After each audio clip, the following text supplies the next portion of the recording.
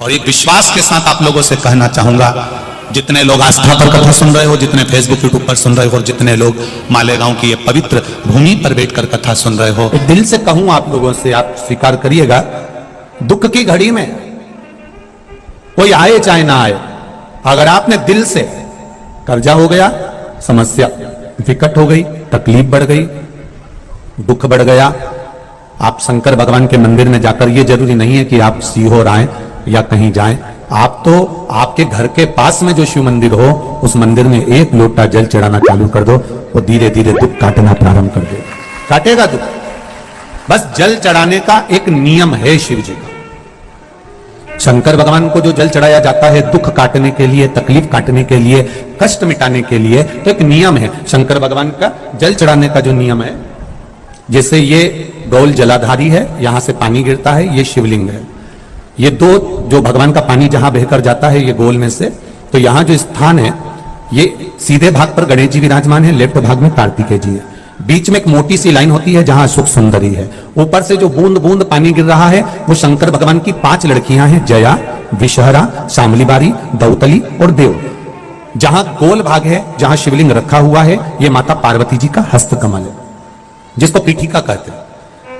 महाराज, जल चढ़ाने का नियम है, जब हमारे ऊपर दुख होता है, तकलीफ होती है, कष्ट होता है, बड़ी दिक्कत परेशानी होती है, तो हम जल चढ़ाते हैं। तो उस जल को चढ़ाने का नियम है, पहले गणेश जी का स्थान, कार्तिकेय का स्थान, अशोक सुंदरी की जगह, फिर माता पार्वती की पीठिका, उसके बाद जलाधारी को स्मरण कर कर जल धीरे धीरे शंकर भगवान पर छोड़ा जाता है। जब धीरे धीरे शिव जी पर जल चढ़ाएं, उसके बाद में आप अपने मन की कामना जब जल चढ़ाते जाएं और बाबा से कहते जाएं, बाबा रोज कामना कहने की जरूरत नहीं है, एक बार आप कामना करो और उसके बाद जल चढ़ाना प्रारंभ करो, और उसको कहना जरूर, तेरे दरबार से कोई खाली नहीं गया मेरे शंभू, मैं नहीं जानती, मैं तो इतना जानती हूं कि कंकर शंकर है और तू सुनता जरूर है। ब्रह्मा ब्रह्म लोक में है, भगवान विष्णु वैकुंठ लोक में है, पर मृत्यु लोक में मेरा देवाधिदेव महादेव है, मेरी सुनेगा जरूर। और बाबा से विनय कर कर आप आइए।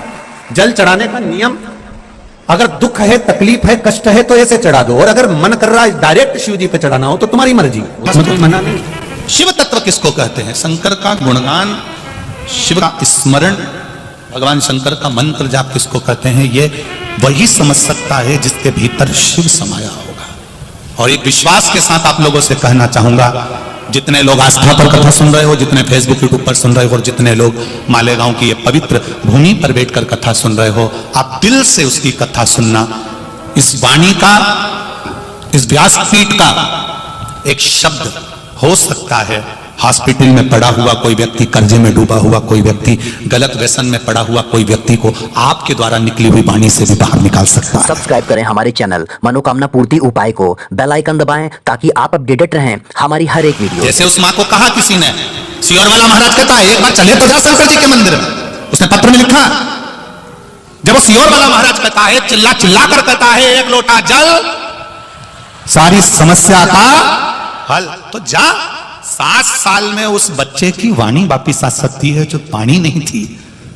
जब वो वाणी मेरा महादेव दे सकता है, वो देखो उस माँ के चेहरे की खुशी, उस माँ के चेहरे की रौनकता, जिसका बेटा 7 साल बाद बोला हो, उसका आनंद देखिए कि कितना होगा, कितना आनंद होगा। एक बात और अच्छे से समझ लीजिए, जो बच्चे चिड़चिड़े होते हैं, चाहे घर में बेटे हों, बहुएं हों, सास हो, ससुर हो, परिवार में छोटे छोटे बच्चे हों, चिड़चिड़ प्रवृत्ति करते हों या चिड़चिड़ा स्वभाव हो, जरा जरा सी बात में क्रोध आ जाता हो, बोलने का भान नहीं रह पाता हो, शब्दों के बाण चलते हो, तो महाराज प्रदोष के दिन, प्रदोष काल में बेलपत्री के पेड़ के नीचे एक, जो पत्ता आपके पास में हो, पान का मिल जाए तो पान का, पीपल का मिल जाए तो पीपल का, बेलपत्र का मिल जाए तो बेलपत्र का, उस पत्ते पर मात्र थोड़ा सा शहद और 7 दाने चावल के रखकर घी का दिया लगा दो महाराज,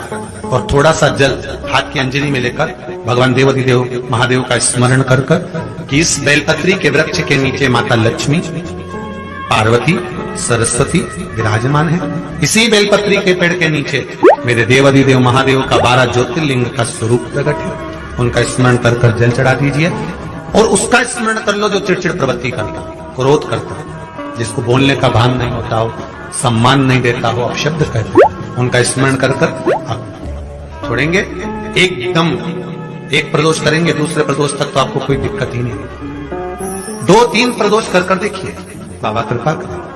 3 जगह पर अगर कोई बीमारी ऐसी हो गई कि वो समाप्त नहीं हो रही, बड़ी बड़ी तकलीफ, मतलब एक बार दवाई अगर चालू हो गई तो दवाई बंद ही नहीं हो रही है, तो उसके लिए आपको 3 जगह पर जल चढ़ाना प्रारंभ कर दो। मात्र एक हफ्ते से ज्यादा चढ़ाना भी नहीं पड़ेगा। जैसे एक हफ्ते आप टेबलेट लेते हो, गोली लेते हो, एक हफ्ते चढ़ाना प्रारंभ कर दो। सबसे पहले बेलपत्री के पेड़ के नीचे क्या करना है, जल का पात्र लेना है, उसमें 2 दाने चावल के डालना, 2 दाने अक्षत के डालिए। पहले बेलपत्री के पेड़ के नीचे जाओ, वहां जल चढ़ाओ, फिर जाइए पीपल के वृक्ष के नीचे, वहां जल चढ़ाइए, आखिरी में या तो शमी के नीचे या फिर आंवले के नीचे, इन दोनों में से कोई एक वृक्ष जिसके नीचे। पर एक हफ्ते अगर आपने आंवले में चढ़ाया है तो आंवले में ही चढ़ाना, शमी में चढ़ाया है तो शमी में चढ़ाना, ये बदल के मत चढ़ाना कि आज मैं शमी में चढ़ा देता हूं कल आंवले में चढ़ा दूंगी, ऐसा नहीं। शंकर भगवान पे चढ़ा हुआ जल जो बहकर जाता है उसको 3 जगह पर जरूर लगाना चाहिए। ध्यान से सुनिएगा। 9 ग्रह जो शरीर पर राहु, केतु, मंगल, बुध, शनि परेशान करते हैं, उसकी समाप्ति के लिए शिव पर चढ़ा हुआ जल नैनों पर, कंठ पर, मस्तिष्क पर, 3 जगह पर जिसके प्रतिदिन शिव पर चढ़ा हुआ जल लगता है उसको कभी नवग्रह परेशान नहीं कर सकते। शंकर की कृपा बरसती है, शंकर की करुणा बरसती। सब्सक्राइब करें हमारे चैनल मनोकामना पूर्ति उपाय को, बेल आइकन दबाएं ताकि आप अपडेटेड रहें हमारी हर एक वीडियो तो से। 1 रुपए कमाओ, 1.25 रुपए खर्च होता हो, पैसा हाथ में नहीं दिखता हो, तो शिव महापुराण में बड़ा सुंदर वर्णन किया गया। दीप महत्वता, घर में 2 दिए हमेशा रखना चाहिए, घी का दिया हो चाहे तेल का दिया। ज्यादा से ज्यादा दियों को बदलना नहीं चाहिए। जैसे मालूम पड़े आज ये वाला दिया लगा दिया, फिर 15 दिन चला उसको फेंक दिया, दूसरा दिया लगा दिया। शास्त्र कहता है, शिव महापुराण कहती है, जिसके घर में दिया एक रहता है और वही दिए में निरंतर बत्ती लगती रहती है तो उसके घर में संपदा की वृद्धि होती रहती है। दिया ज्यादा नहीं लगता, संपदा की। बेलपत्री के पेड़ के नीचे सोमवार के दिन किसी ब्राह्मण को यदि या ब्राह्मण के बालक को खीर का भोजन करा दिया जाए, और यदि ये भी नहीं करा सके तो सोमवार शाम के समय अगर बेलपत्र के पेड़ के नीचे घी का दिया लगाकर आए, 5 सोमवार लगाकर आइए, अपने आप लक्ष्मी में बरकत बनना चालू हो जाती है, संपदा बढ़ना चालू हो जाती है। क्यों? रुद्राक्ष का वृक्ष भगवान शंकर के नयन अश्रु से बना है और बेलपत्री का वृक्ष माता पार्वती के नयन अश्रु से। इसलिए बेलपत्री के पेड़ के नीचे शाम को दिया लगाने से लक्ष्मी की प्राप्ति होती है। व्यापार नहीं चलता तो लक्ष्मी आती है, कहीं पैसा डूब गया तो लक्ष्मी प्राप्त होती है। हजारों लाखों गुना पुण्य बेलपत्री के पेड़ के नीचे की मिट्टी का शिवलिंग बनाकर पूजन करने से प्राप्त हो जाता है। हजारों लाखों गुना पुण्य। जिस लड़का लड़की का विवाह नहीं होता, बेलपत्री के पेड़ के नीचे शिवलिंग का निर्माण कर कर, उसका पूजन कर कर, आराधना कर कर, घी का दिया लगाकर शंकर भगवान के शिवलिंग का विसर्जन शाम के समय करे। एक घी का दिया मंदिर से विसर्जन के बाद आकर फिर बेलपत्री के पेड़ के नीचे लगा, और बेलपत्री के पेड़ के नीचे लगाकर 7 परिक्रमा बेलपत्री के पेड़ की कर ले। झोली पसार कर प्रणाम करके बेलपत्री के पेड़ के नीचे की मिट्टी को सिर पर लगा ले और चले जाए। 3 से 4 महीने के अंदर उसका विवाह